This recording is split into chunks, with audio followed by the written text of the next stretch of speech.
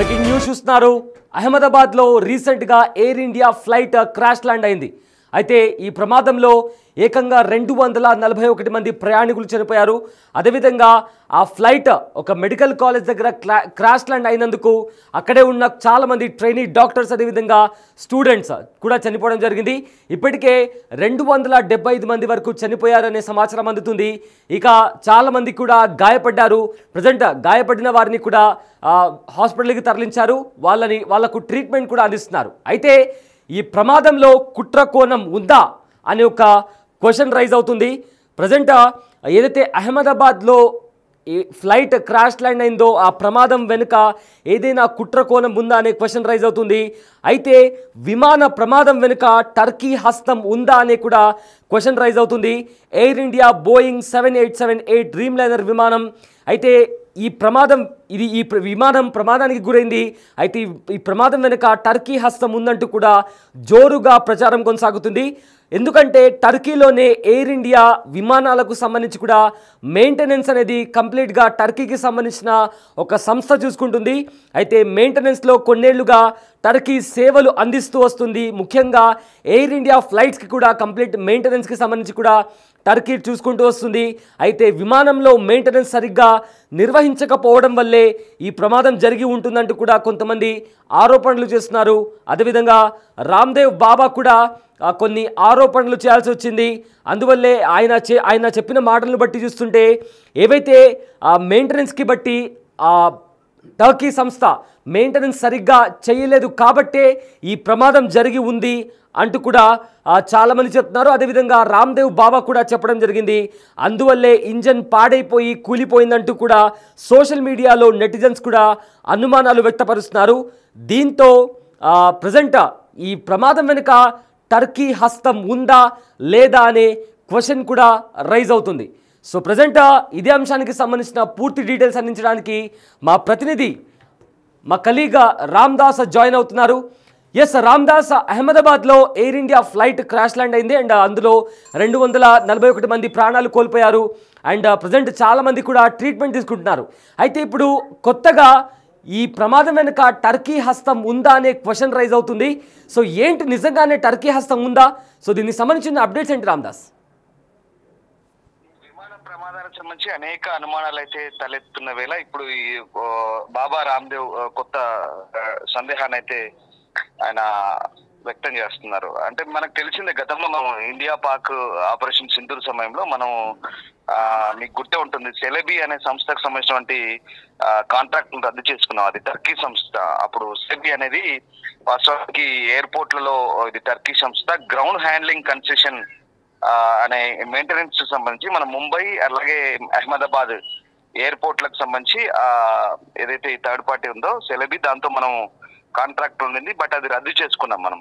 అది టర్కీకి సంబంధించిన సంస్థనే. ఇప్పుడు అదే అనుమానాలు ఇప్పుడు మనకు వీటికి ధృవపరుస్తున్నాయి. ఎందుకంటే ఈ బలం చేకూరుస్తున్నాయి. ఎందుకంటే ఈ గుజరాత్ లోని అహ్మదాబాద్ లో జరిగిన ఈ ఎయిర్ ఇండియా ప్రమాదానికి సంబంధించి అమాయక ప్రజలకు చాలా మంది ప్రాణాలు కోల్పోయారు. ఇక ఈ ఘటనపై ఇప్పుడు దేశమంతా దిగ్భ్రాంతి వ్యక్తం చేస్తున్న క్రమంలోనే ఇప్పుడు ఈ ప్రమాదం జరిగిన తీరు అసలు అంటే టర్కీ సంస్థ ఏదైతే మెయింటెనెన్స్ సంబంధించిన కాంట్రాక్ట్ ఉందో అయితే మనం గతంలోనే రద్దు చేసాం. కానీ ఈ బోయింగ్ విమానాలకు సంబంధించి ఆ సంస్థ కూడా మెయింటెనెన్స్ లో పాల్గొందనేది బాబా రామ్దేవ్ ప్రధాన ఆరోపణ. సో ఇప్పుడు జూన్ 12న జరిగినటువంటి ఈ విషాద ఘటనకు సంబంధించి అంటే ఈ బాబా రామ్దేవ్ చెప్తుంది ఏంటంటే విదేశీ ప్రమేయం చాలా ఖచ్చితంగా ఉందంటూ ఆందోళన వ్యక్తం చేస్తున్నారు. విదేశీ కుట్ర జరుగుతుందంటూ ఆరోపిస్తున్నారు.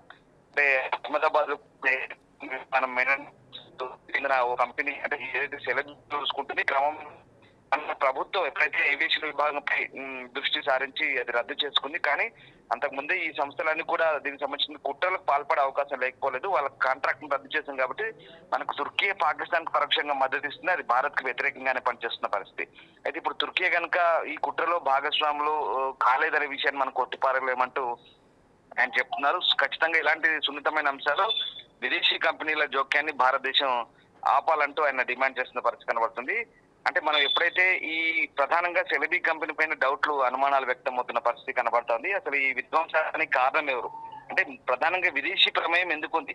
ఈ బోయింగ్ సంస్థకు సంబంధించి సెలెబీ సంస్థకు సంబంధించి మెయింటెనెన్స్ గురించి కూడా గతంలో బోయింగ్ సంస్థ కూడా ఈ నిర్వహణ అప్పచెప్పడాన్ని బీజేపీ కూడా వ్యతిరేకించింది. అలాగే ఇక్కడ విదేశీ కుట్రలకు కూడా తావు ఉంటుందనే అనుమానాలు కూడా గతంలోనే వ్యక్తమయ్యాయి. చాలా మంది మన దేశానికి చెందిన నాయకులు కూడా వ్యతిరేకిస్తున్నారు. బాబా రామ్దేవ్ కూడా అదే అంటున్నారు.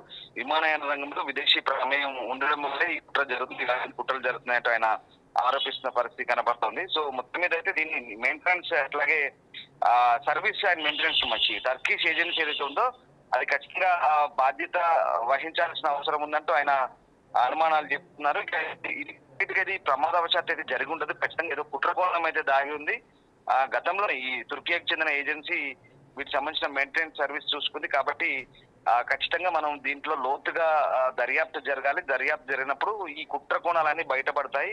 ఎందుకంటే విదేశీ జోక్యం ఉంది అనే అంశాన్ని కూడా నొక్కి చెప్తున్న తన వాదనలకు మద్దతిచ్చే ఆధారాలను కూడా రామ్దేవ్ అందించినప్పటికీ అంటే ఈ సంఘటన తర్వాత విమానయాన భద్రత అలాగే మెయింటెనెన్స్ సంబంధించిన ప్రోటోకాల్ సంబంధించిన ఏదైతే అబ్జర్వేషన్ ఇప్పుడు జరుగుతుందో ఇప్పుడు ఈ వ్యాఖ్యలు ఆయన చేయడం అనేది కొంత ప్రాధాన్యత సంతరించుకున్న పరిస్థితి కనబడుతుంది. ప్రధానంగా ఈ అదానీ ఎయిర్పోర్ట్ హోల్డింగ్స్ ఏదైతే ముంబై అలాగే అహ్మదాబాద్ విమానాశ్రయాలకు టర్కీ సంస్థతో ఏదైతే సెలబీ ఉందో దాంతో గ్రౌండ్ హ్యాండ్లింగ్ కనెక్షన్ ఒప్పందాలను రద్దు చేసుకున్న తర్వాత ఇప్పుడు ఇలాంటి డౌట్స్ అయితే వస్తున్నాయి. ముఖ్యంగా జాతీయ భద్రతా సమస్యలకు సంబంధించి Turkish ground handling company Celebi airport services NAS airport services యొక్క అనుమతిని కేంద్ర ప్రభుత్వం రద్దు చేసిన తర్వాత ఇట్లాంటి కొన్ని ప్రమాదాలు జరగడం అనేది తావిస్తుంది. ఈ సెలబీ భద్రత అనుమతులు రద్దు చేయాలని ప్రభుత్వం నిర్ణయం తీసుకున్న తర్వాత మనం ముంబైలోని ఛత్రపతి మహారాజ్ ఇంటర్నేషనల్ ఎయిర్పోర్ట్ కావచ్చు, అహ్మదాబాద్ లోని సర్దార్ వల్లభాయ్ పటేల్ ఇంటర్నేషనల్ ఎయిర్పోర్ట్ కావచ్చు, ఈ ఒప్పందాలు రద్దు చేసిన తర్వాత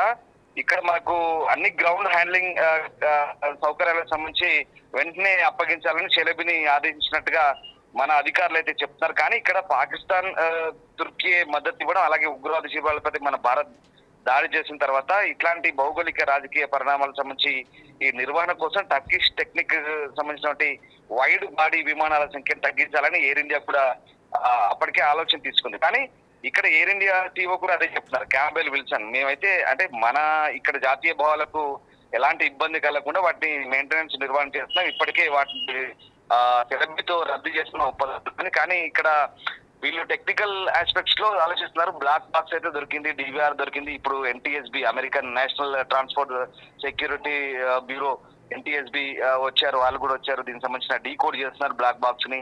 దానికి ఇంకో వారం 2 వారాలు టైం పట్టొచ్చు బహుశా. ఒకవేళ అంటే డీకోడ్ ఎట్టి పరిస్థితిలో ఈ బ్లాక్ బాక్స్ అనేది పాడు కాదు, అంటే ఎంత ఉష్ణోగ్రతనైనా తట్టుకొని ఉంటుంది, అలాగే ఎంత నీళ్ళలో పడ్డా బ్లాక్ బాక్స్ అది చెడు. కానీ ఒకవేళ డాటా కనుక పోతే అది 2 రకాలుగా ఉంటుంది. ఒకటేమో ఇంజిన్ సంబంధించి అలాగే విమాన ఎత్తుకు సంబంధించి ఎఫ్డిఆర్ అంటారు, అలాగే ఒకటేమో కాక్పిట్ సంబంధించిన అంటే పైలట్ సంభాషణ కావచ్చు వాళ్ళ రికార్డింగ్ కావచ్చు. ఈ 2 తరహా ఉంటాయి. సో వీటన్నిటిని కూడా డాటా రిప్రజెంట్ చేయడానికి డీకోడ్ చేయడానికి కొంత టైం పట్టొచ్చు. అదంతా మేము పరిశీలిస్తున్నామంటూ ఎయిర్ ఇండియా CEO చెప్తున్న పరిస్థితి కనబడుతుంది. అయితే రామ్దాస్ అయితే ఇక్కడ ప్రజెంట్ టర్కీకి సంబంధించి కూడా ఏవైతే ఇన్ని ఆరోపణలు వస్తున్నాయి అండ్ ఆల్సో టర్కీ కూడా దీనికి సంబంధించి కూడా రెస్పాండ్ అయినట్టు తెలుస్తుంది. సో ఈ దీంట్లో టర్కీ ఏం చెప్పింది? సో టర్కీ నుంచి వస్తున్న రెస్పాన్స్ ఏంటి? టర్కీ మొదటి నుంచి చెప్తే మేము బోయింగ్ విమానాలకు సంబంధించి మేము ఈ 787 సిరీస్ కి సంబంధించి మాకు సంబంధం లేదు, దాంట్లో మ్యాక్స్ 737 సిరీస్ కి సంబంధించి మేము మెయింటైన్ చేస్తామని చెప్తున్నప్పటికీ టర్కీ ఇప్పుడు దీనికి క్లారిటీ ఇచ్చే ప్రయత్నం చేస్తుంది. మన భారత్ నుంచి కొన్ని ఆరోపణలు వస్తున్న నేపథ్యంలో తాము Air India Boeing 777 wide body విమానాలకు మాత్రమే మెయింటెనెన్స్ చూస్తామంటూ టర్కీ చెప్తుంది. ఇక్కడ భారత్ పాకిస్తాన్ యుద్ధ సమయంలో వాళ్ళు కంప్లీట్ గా వాళ్ళకు సహాయం చేశారు. అంతేకాదు తుర్కీ వైపు నుంచి డ్రోన్లను పంపారు, టెక్నికల్ సపోర్ట్ చేశారు పాకిస్తాన్ కి. ఈ రకంగా మనకు కొంత సందేహాలు వస్తున్నాయి. ఖచ్చితంగా విమాన ప్రమాదం వెనుక టర్కీ హస్తం ఉందనే అనుమానాలు దాంతో బలపడుతున్నాయి. ఎందుకంటే టెక్నికల్ పరంగా ఇక్కడ తుర్కీ ఖచ్చితంగా వాళ్ళ ఆపరేటర్లు కూడా పంపి అప్పుడు మనపై ప్రత్యక్షంగా యుద్ధంలో కూడా పాల్గొంది. పాకిస్తాన్ కి సహకరించింది, పాకిస్తాన్ తో కలిసి మనతో యుద్ధంలో కూడా పాల్గొంది ప్రత్యక్షంగా. కానీ ఇప్పుడు ఈ బోయింగ్ విమానానికి సంబంధించి మాత్రం తుర్కీ ఒక క్లారిటీ ఇచ్చే ప్రయత్నం చేస్తుంది. 787 డ్రీమ్ లైనర్ సంబంధించి తమకు సంబంధం లేదు, కేవలం ఇండియాలో మేము ఉన్నంత సేపు ఆ సెలబీ అనే సంస్థ ఉన్నంత సేపు 777 వైడ్ బాడీ విమానాలకు మాత్రమే మెయింటైన్ చూసాం, అలాగే 737 మ్యాక్స్ విమానాలకు మాత్రమే చూసాం. ఈ 787 సిరీస్ కి మాకు సంబంధం లేదని చెప్తున్నప్పటికీ కూడా ఒకవేళ వాళ్ళ ఇన్వాల్వ్మెంట్ ఉండొచ్చు, అంటే వాళ్ళతో ఒప్పందం రద్దు చేస్తున్నప్పటికీ కూడా వాళ్ళ హస్తం ఉండొచ్చు. ఎందుకంటే తుర్కీ పాకిస్తాన్ మద్దతు ఇస్తున్న ఈ నేపథ్యంలో ఖచ్చితంగా కుట్రకోణాన్ని కొట్టిపోయాలి. ఇప్పుడు బాబా రామ్దేవ్ కూడా అదే చెప్తున్నారు, మిగతా కొంతమంది నేను కూడా ఇదే అనుమానాన్ని వ్యక్తం చేస్తున్న పరిస్థితి. సో ఈ నేపథ్యంలో అంటే వాళ్ళు క్లారిటీ ఇచ్చే ప్రయత్నం చేసినప్పటికీ మనకు సందేహాలు మనకుంటే పరమైన అంశాలు ఉంటాయి, అన్ని రకమైన విషయాలు క్రోడీకరించి కుట్రకోణమా, నిజంగానే ఏదన్నా సాంకేతిక తప్పిదమా, లేదంటే మానవతమా, లోపాల, లేదంటే ఇంకా ఏదైనా ట్రస్ట్ లేదంటున్నారు, పవర్ లేదంటున్నారు. ఆ ట్రస్ట్ ఫెయిల్ అవడానికి కారణం ఏంటి? Trust in the sense lifting చేయడం, విమానాన్ని ముందుకు పెట్టడం అనేది ట్రస్ట్ అంటారు. సో ఆ రకంగా ఆ ట్రస్ట్ ఫెయిల్యూరా, లేకుంటే ఇక్కడ పవర్ ఎందుకు ఫెయిల్ అయింది, ఇంజన్ ఎట్లా ఫెయిల్ అయ్యాయి, జస్ట్ 30 సెకండ్లోనే విమాన ల్యాండింగ్ టేకప్ తీసుకున్నటువంటి 30 సెకండ్లోనే కంప్లీట్ గా టేకప్ కూడా పూర్తి కాలేదు. టేకప్ కూడా ఎందుకు ఫెయిల్ అయింది అనేది ఇక్కడ ప్రధాన సమస్య. సో ఆ రకంగా కంప్లీట్ గా ఇప్పుడు అయితే డీకోడ్ చేస్తున్నారు. బ్లాక్ బాక్స్ అయితే దొరికింది. DVR బ్లాక్ బాక్స్ ని కంప్లీట్ గా డీకోడ్ చేసిన తర్వాత, విశ్లేషించిన తర్వాత, ఆ పూర్తి సమాచారాన్ని అంతా తెలుసుకున్న తర్వాత ఇప్పుడు ఏది కానీ ఖచ్చితంగా చెప్పలేని పరిస్థితి కనబడుతుంది. కానీ ఇక్కడ కుట్రకోణాన్ని మాత్రం కొట్టిపారేయలేమనే అంశాలను కూడా ఇప్పుడు సందేహాలు ఏమవుతున్నాయి. ముఖ్యంగా సెలబీ అనే సంస్థకు సంబంధించిన ఇన్వాల్వ్మెంట్ ఏమైనా ఉందనే కోణంలో కూడా భారత్ కు సంబంధించినటువంటి దర్యాప్తు సంస్థలు అయితే ఇప్పుడు దృష్టి సారించిన పరిస్థితి కనబడుతుంది. ఏదేమైనా బాబా రామ్దేవ్ ఒక వ్యాలిడ్ పాయింట్ ని రేజ్ చేశారు. నిజంగా తుర్కీ సంస్థ క్లారిటీ ప్రయత్నం చేసినప్పుడు కూడా మన అనుమానాలు మనకు కాబట్టి ఖచ్చితంగా ప్రభుత్వం ఈ కోణంలో కూడా దృష్టి సారించే అవకాశం లేకపోలేదు. ఈ విషయంలో కూడా దర్యాప్తును కూడా ఆదేశించే అవకాశాలు ఎక్కువగా ఉన్నాయి. Yes, thank you Ramdas, thanks for the update. అయితే అహ్మదాబాద్లో air India flight crash land అయింది. దాని తర్వాత కూడా అందులో ఉండే ప్రయాణికులు 241 మంది కూడా అందులో మరణించారు. అక్కడ చుట్టుపక్కల ఉన్న స్థానికులు కూడా క్రాష్ ల్యాండ్ అయిన తర్వాత అక్కడ చదువుకునే ట్రైనీ డాక్టర్స్, అదేవిధంగా మిగతా డాక్టర్స్ కూడా చనిపోయారు. సో ఇదంతా నడుస్తున్న పరిస్థితుల్లో ప్రజెంట్ ఈ ప్రమాదం వెనుక టర్కీ ఉందా అనే ఒక క్వశ్చన్ రైజ్ అవుతుంది. సో అయితే దీనికి సంబంధించి కూడా టర్కీ రెస్పాండ్ అయింది. టర్కీ రెస్పాండ్ అవుతూ కూడా వాళ్ళు ఒక ట్వీట్ చేయడం జరిగింది. ఆ ట్వీట్లో కూడా వాళ్ళు చాలా క్లియర్గా మెన్షన్ చేశారు, మాకు ఈ ప్రమాదానికి ఎలాంటి సంబంధం లేదు అంటూ కూడా టర్కీ తరపు నుంచి ఒక ట్వీట్ కూడా వచ్చింది. అయితే ఆ ట్వీట్లో వాళ్ళు చెప్పిన విషయాల్లో బోయింగ్ 787 డ్రీమ్ లైనర్తో తమకు ఎలాంటి సంబంధం లేదని కూడా టర్కీ తేల్చి చెప్పింది. అండ్ ఆల్సో విమానాలకు మాత్రమే మెయింటెనెన్స్ చేస్తామన్నారు టర్కీకి సంబంధించిన సంస్థ.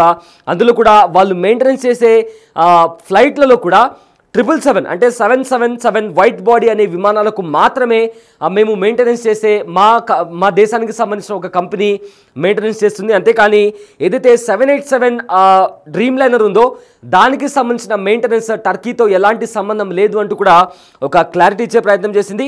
అయితే భారత్ పాక్ యుద్ధ సమయంలో కూడా పాకిస్తాన్కు టర్కీ సంపూర్ణ మద్దతు ఇచ్చింది. ఆ తర్వాత కూడా పాక్కు సహకారం అందిస్తామని కూడా టర్కీ చెప్పింది. దీంతో విమాన ప్రమాదం వెనుక టర్కీ హస్తం ఉందా లేదా అనే క్వశ్చన్ ఇప్పుడు రైజ్ అవుతుంది.